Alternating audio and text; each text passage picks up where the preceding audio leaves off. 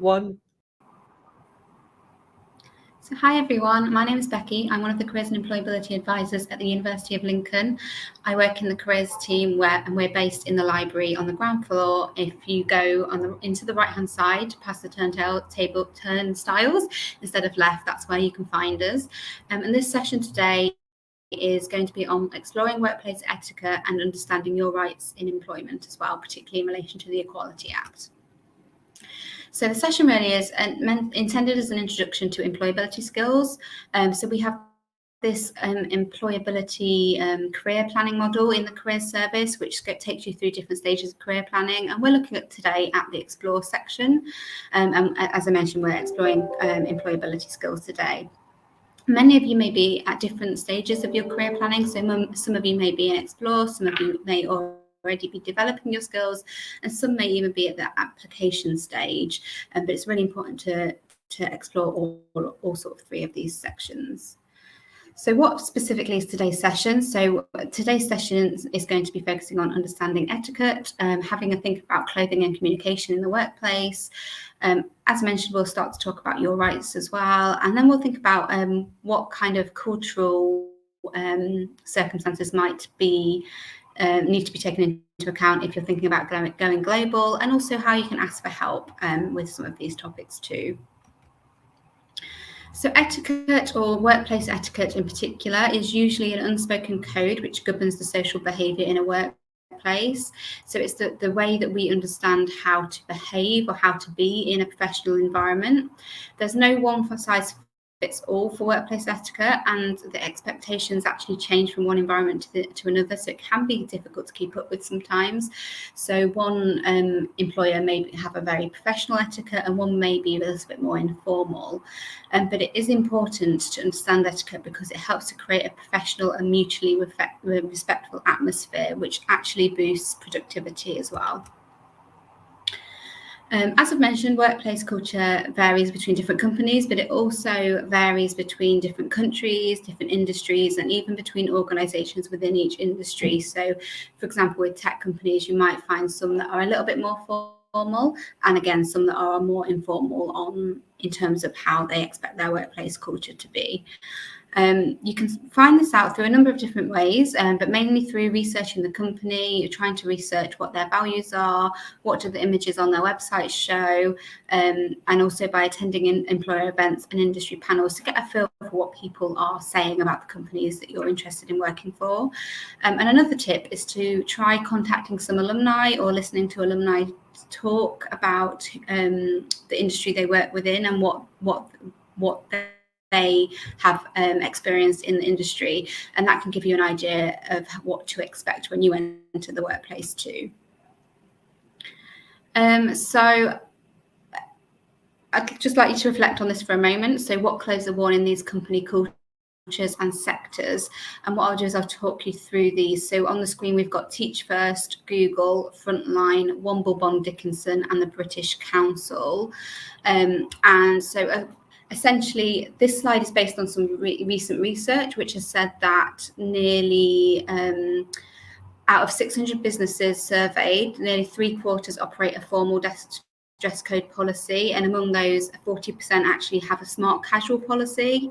So smart casual is usually the kind of clothing where you might wear smart trousers and a jumper, or smart trousers and a blouse, whereas only 17% actually have the business attire, which might be where you're more expected to wear a suit or a pencil skirt and things like that.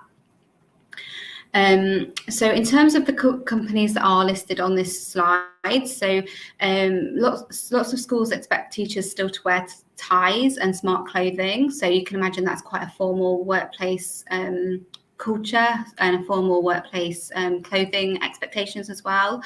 Frontline is the social work graduate scheme, and with Frontline you might be asked to wear a uniform, so there might be a specific uniform that you're expected to wear.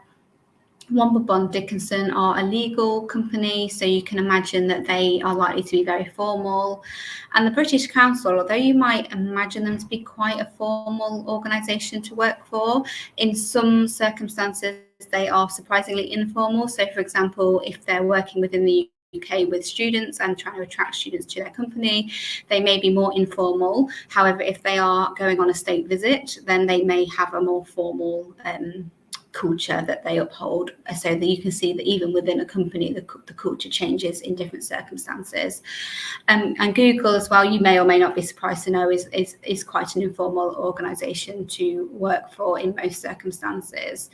There's a phrase, so alongside the smart casual policy, you might also hear business casual being referred to, and that again is the sort of jumper and smart trousers kind of attire that you might expect to wear in your workplace. So one thing we'd always recommend is to check if the company has a dress code, and if you're not sure, ask them what's expected. So this is particularly important if you're going in for any work experience, if you've got an interview coming up. It's always okay to ask what the dress code is. It's usually better to be overdressed than underdressed. It'll make you feel a little bit more confident. And as I say, business versus smart casual depends on the company and industry, so it is generally better to go slightly smarter than you're expecting, just as a precaution. I've also done some research on cultural or religious dress recently, and so employers must ensure their dress codes do not directly or indirectly discriminate against their employees. And the advice that we've been given is to always check with the firm and go for firms which align with and respect your values and beliefs. So you do have some protection in terms of wearing religious dress, but there can be situations such as on health and safety grounds where certain dress can be banned in the workplace. So I always recommend researching those companies, ensuring what their dress codes are, and checking that they align with your values as well. There's some great advice from Sky here, which is to recommend coming smart but feeling comfortable. So make sure you're comfortable with whatever you're wearing as well. They don't expect you to wear a suit necessarily, but think twice about wearing shorts, flip-flops, hoodies or trainers, which hopefully goes without saying. But this comfortable thing is really important because you're going to want to be performing as best as you can. So dressing smartly but also being comfortable is very important. So make sure you're finding those clothes that you are feeling comfortable in, as well as feeling confident and professional in as well. Communication also is a big part of an organization's culture, and again, communication is situational, so you need to adapt your message and the way you communicate depending on each specific situation. Again, you can think about the values, behaviors and communication styles of people that you're speaking to or organizations that you're contacting. And consider the unique individual or group of individuals in front of you. So what is the best way to communicate with them? How can you adapt your style to communicate effectively with the person that you're communicating with? And also thinking about what it is that you're trying to gain from that communication. Some people in certain professions are communicating mainly to get results. So they often want your cooperation, but sometimes there can be conflict. So emails can be quite short and curt.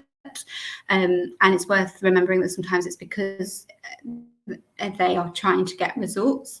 And that again varies depending on each culture.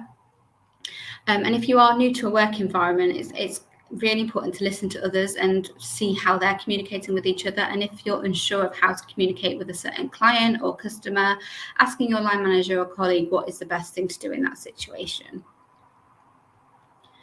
There are also a number of things you can do to become more culturally aware, things like recognizing your own unconscious bias. So there is actually a test through Harvard in America, the university in America, called the Project Implicit Test, which can help you to identify some of your unconscious biases and understand where they might have come from. Of course, you can travel. Traveling can help you to become more culturally aware, although we're in a difficult situation at the moment with COVID. Being able to travel isn't as easy perhaps as it previously was.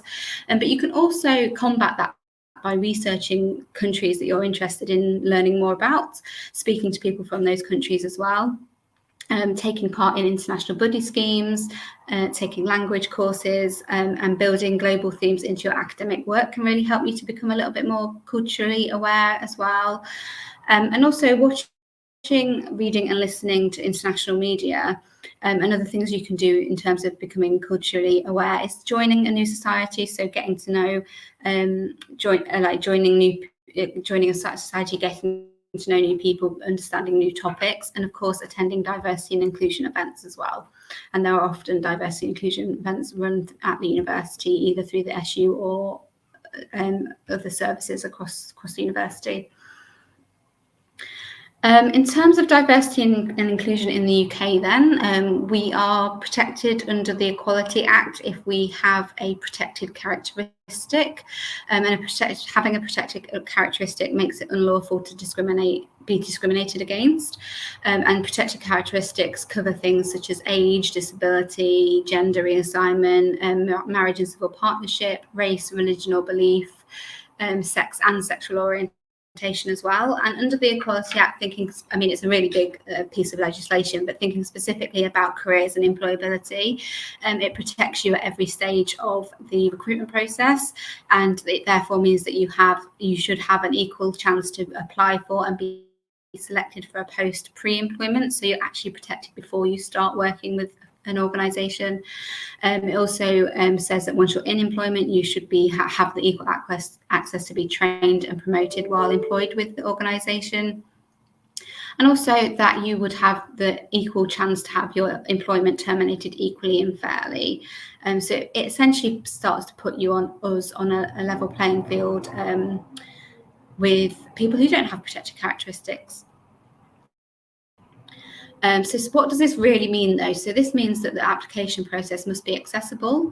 It also means that disabled candidates can request adjustments at any stage of the recruitment process. So whether you need adjustments prior to applying, during the application process, or once you start, you have the right to request any adjustments to, again, level that playing field for you, helping a workplace become more equitable for you. So bringing you onto the same level of playing field as somebody that doesn't need those adjustments. You also have the right to be called by your chosen name or pronouns if you are transgender or gender non-conforming, and you can also request flexible interview times, for example, to accommodate for prayer, and even request times like break times to be able to pray during your working day. Under the Equality Act as well, you should not be asked questions about your race, age, marital status, or any of the other protected characteristics, and you must not be rejected for a job based on your protected characteristics either. So they would need to demonstrate why you don't meet the job criteria. It can't be because of a protected characteristic. There are some exceptions, though, to when you can be asked about a protected characteristic. So, for example, this could be if you can be asked about reasonable adjustments you might need. So that's usually a standard question on most applications now. You'll be asked if you need any reasonable adjustments. That's before they've even received an application from you. So that's just to make sure that they can put any adjustments in place if you do have a disability or health condition. You can also be asked if it is a requirement of the job. So, for example, if you're selling alcohol, you may need to be a specific age, or if you need car insurance, then you might need to be a specific age to get the car insurance through the company. If you're a care worker and there are female clients, the female client can ask for a female care worker. And of course, for example, to be a priest, you may need to also be Catholic. And there are other things as well, like heavy lifting and working at heights, where you can be asked whether you're able to do that physically. And another exception as well is if you're applying for a positive action scheme, which is essentially where employers are trying to address inequality or lack of representation in a particular industry. So there are opportunities made available specifically for people from certain groups, for candidates from certain groups.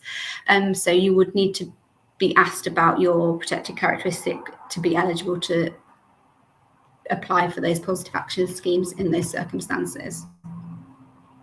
Just going back quickly to reasonable adjustments, though. So I think it's really important we understand what a reasonable adjustment is. So an employer, as I mentioned, must consider making reasonable adjustments when an applicant with a disability asks for them or says that they need them.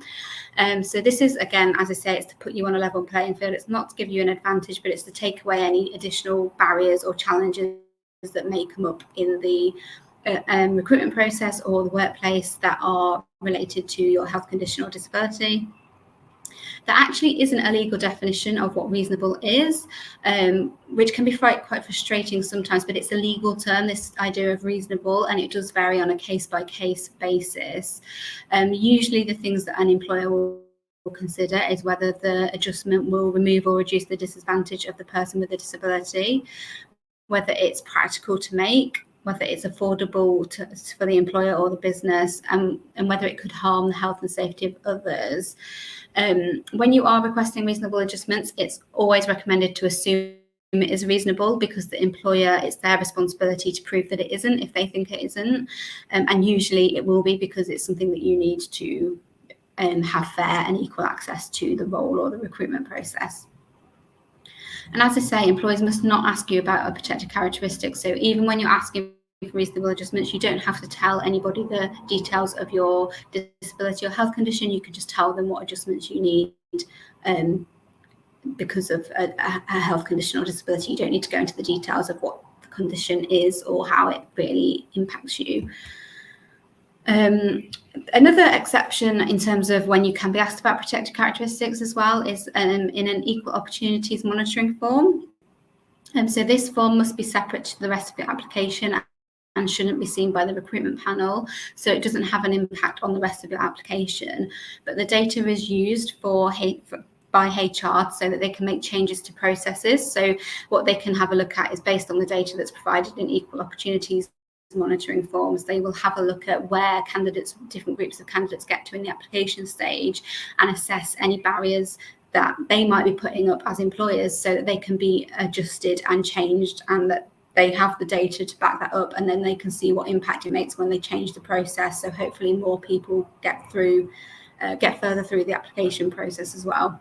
So essentially they're used to improve the attraction and retention of underrepresented candidates. So you can be asked about your protected characteristics in an equal opportunities monitoring form. Again, there's a really quick reflection activity here. If you imagine that you're applying for an internship or a part-time job, consider any potential barriers you might face during the recruitment process. Now, this could be things like physical access. It could be concerns about your mental health. It could be concerns about your confidence, your motivation. It could be lots of different things. So consider any barriers you might face, and then think about whether you would be protected under the Equality Act based on what we've learned about today.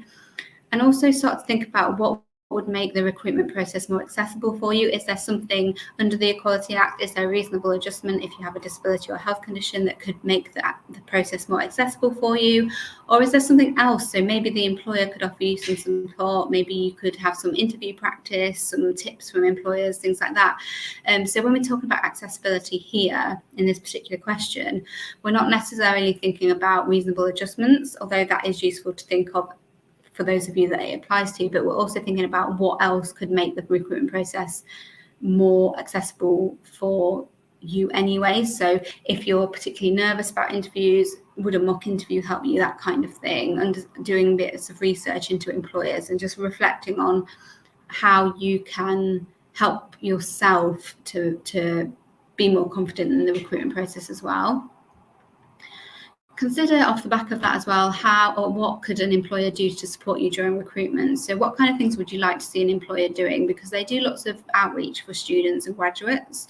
So what kind of thing would really help you when you're thinking about applying for an employer? Would it be them hosting events? Would it be them having alternative methods of recruitment, telling you about what to expect in the recruitment process, just thinking about what employers could do? And then finally, think about how the careers and employability team could support you. What would you like to see from us, or what kind of support would you access from us? And then I will tell you about some of the support that is available as well that might help you answer that question as we go through. So keep these questions in mind as we sort of go through the rest of these slides. This slide here just gives some details about some inclusive employer awards. So across the UK in particular, there are lots of different awards and sort of recognitions for employers who have inclusive practices. So on the left-hand side, there's the Inclusive Top 50 UK Employers, which is a definitive list of organisations who promote inclusion across all protected characteristics. So a really good list of employers in terms of those who are generally good at diversity and inclusion, and they're making a big impact on their staff through diversity and inclusion. There's also the Stonewall Top 100 Employer, and this is a top 100 list of employers who support LGBTQ+ candidates and employees. The Disability Confidence Scheme is slightly different because it's not an award, but it's a sort of framework set by the government which supports employers to make the most of the talents disabled people can bring to your workplace. So the Disability Confidence Scheme is a voluntary scheme that employers can sign up to, and they have to meet certain criteria to get to different levels of disability confidence. And there's a really great list on the government website of disability confident employers, and you can search by industry or location. So if you are interested in researching disability confident employers, it's a really good way of sort of filtering down which employers are making positive steps towards becoming disability confident. And the final one on the right here is the top 50 employers for women. It does say 2020, but it is updated every year. And of course, that's organisations who are committed to gender equality in the workplace. Sorry, there's a very loud car going past me at the moment. So if you couldn't hear me then that's the organisations who are committed to gender equality in the workplace. I've mentioned positive action schemes already, so I won't go into too much detail on this, but just to give you a little bit more of an idea of what these might look like. It might be a job advert that's targeting a particular group. It might be where an organisation includes an inclusion statement on their adverts, or it might be internships, insight days, or mentoring opportunities for particular groups of candidates with a certain protected characteristic. And it can even be where if certain candidates are favoured if they're from an underrepresented group, if you have two candidates who are sort of equal running. So that can sometimes be used as a positive action scheme. I don't see that very often, but it does happen in some organisations where representation is particularly low. Off the back of sort of positive action schemes and things like that, there's also something called guaranteed interview schemes, which can be used to attract candidates from underrepresented groups. Again, it's most commonly used for disabled candidates, and I believe that it's actually one of the criteria for the Disability Confidence Scheme through the government. What this basically means is that you are guaranteed an interview if you meet the minimum criteria of a role. So you're not just automatically guaranteed an interview because you have a disability. You still have to meet the minimum criteria of the role, but you don't have to meet the maximum criteria of the role. And this just means that you can get to an interview stage to put your skills and your experience across in a fair and transparent way where you may not be able to get it across in the same way on paper. If you do want to be considered for a guaranteed interview scheme, well, first of all, you need to check if the organisation you're applying for offers it. And if they do, you will need to indicate that you wish to be considered for the guaranteed interview scheme.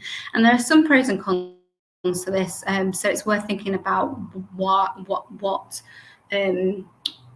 how you feel about it personally and what might be the best approach for you as an individual, because it's not for everybody. It's just worth thinking about the positives and negatives of guaranteed interview schemes as well. On guaranteed interview schemes, we are actually launching a guaranteed interview scheme for the campus jobs central pool, I should say. So campus jobs is all the jobs on campus that are designed to fit around your study, and we've set up a guaranteed interview scheme for care leaver students.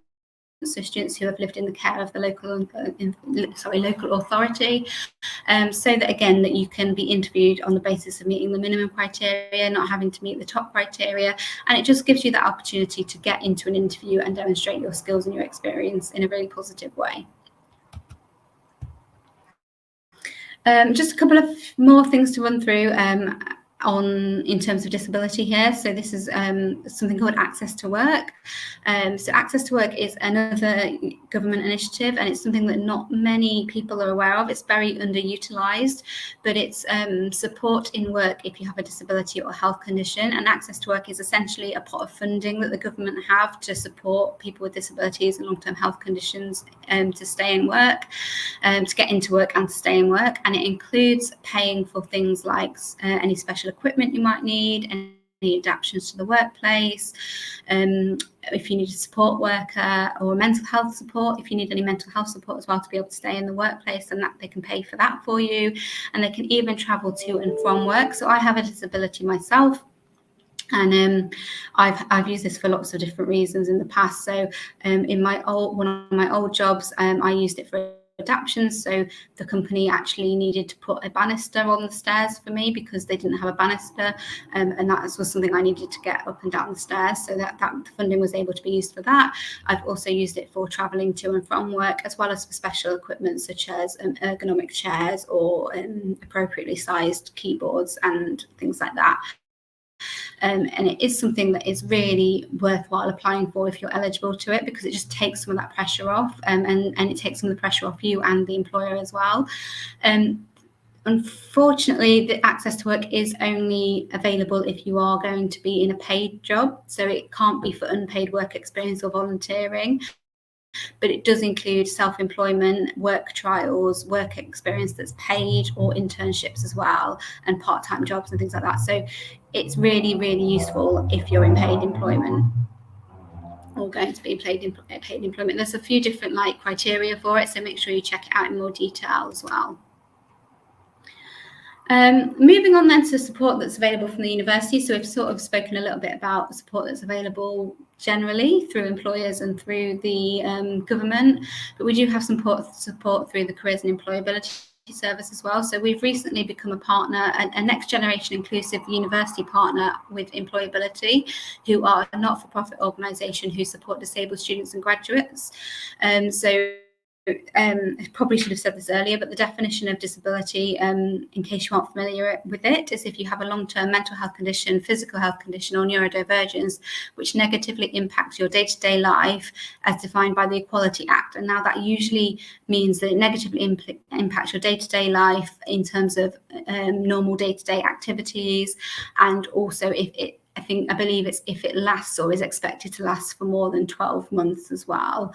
So Employability can actually support you through lots of different things. So our partnership with Employability opens up lots of different support for you in terms of employment, and it helps you to understand your rights, identify reasonable adjustments that you might need. So I know we've spoken about reasonable adjustments a bit today, but you might be thinking, but what adjustments can actually help me? And Employability can help you to figure that out as well, and that can be for recruitment or when you enter employment too. And they can even advocate on your behalf to employers. So in terms of asking for those reasonable adjustments, you don't have to ask for them yourself. Employability can ask for them with you, or they can help you to word the email that you're going to send, or they can even just ask for them directly. They can contact the employer and say, we're working with this candidate and they need these adjustments, and they can make it very clear to the employer about the support that you need. And you can also use their website to find job vacancies with disability confident employers as well, and that includes lots of internships, so really great things to look out for if you're thinking about working over the summer or anything like that too. You can register with them directly via employ-ability.org.uk, or you can email me, my name's Becki, but my full name's Rebecca, so my email address is rcobb, rcobb @lincoln.ac.uk, and what I can do is give you a one-to-one referral as well. And so if that is something you would like, then please do get in touch with me. There are lots of things you can do when things go wrong too. I won't focus on this too much because hopefully it won't. Hopefully you'll be really prepared to get the support that you need. But in terms of where to go for support when things go wrong, Employability can help you again. You can contact your careers team, so me or my colleagues, for some general guidance. But the main places that we will refer you to is Citizens Advice, ACAS, the Equality Advisory Service, Employability, or if you are already in a workplace and you might want to think about talking to your HR team, your employee assistant program if your organisation has them, or any unions that you're a part of as well. So lots of different industries have unions that you can become a part of, and they sometimes offer you protection and support in terms of when things go wrong.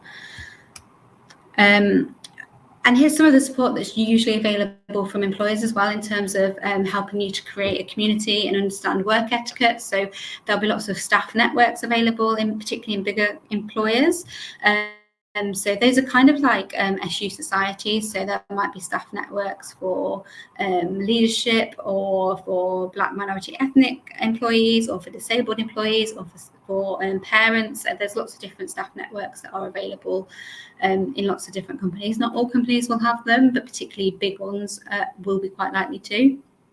The employee assistance programs, these are usually external companies that you can contact when things are getting a bit tough for you at work. And I've mentioned unions and human resources, and you may want to look out as well for employers who have prayer rooms or buddy and mentoring schemes. And the other thing that we spoke a little bit about, I think, is unconscious bias. And lots of employers will now offer unconscious bias training because they are trying to create more inclusive workplaces. And I think this is a final resource, is that we also have a partnership with an organisation called Bright Network, who are a learning and skill development platform who provides personalised support to students through their graduate career journeys. And their mission is to connect the next generation with opportunities, insights and tailored advice to succeed in the workforce of tomorrow. So these are an organisation who have diversity as critical to their mission. They've got thousands of videos, articles and blogs. They've even got training modules you can sign up to. They've got lots of employer partners, and you can see some of the breakdown of their diversity statistics in terms of their members there on the screen. And they're a really great organisation in terms of getting in touch with different employers. Some of those diversity and inclusion events that we mentioned in terms of how to develop your cultural awareness, well, Bright Network hosts a lot of those, so you can definitely use Bright Network's resources to get to know some different cultures. And in terms of cultures as well, thinking about global cultures, because global cultures are often different to the cultures in the UK. Going Global is a fantastic website which shows you opportunities globally. So if you're thinking about working abroad, Going Global is a fantastic website to research. You can see that it's got a section on there called Act Like a Local, which shares information about the culture. It's also got career guides, internship search, and job searches on there too. And it's also really helpfully got these country career guides, which tells you all about what to expect in different countries in relation to careers. And you can see that there's lots of different countries. I think it probably covers all countries actually, but you can see that there's definitely lots available here for you to research if you are thinking about going abroad or just want to explore it at this stage and see what is out there in terms of different opportunities and different cultures. I keep saying it's the final thing, and it hasn't been the final thing yet, but this slide, I am coming to the final thing, I'm sure.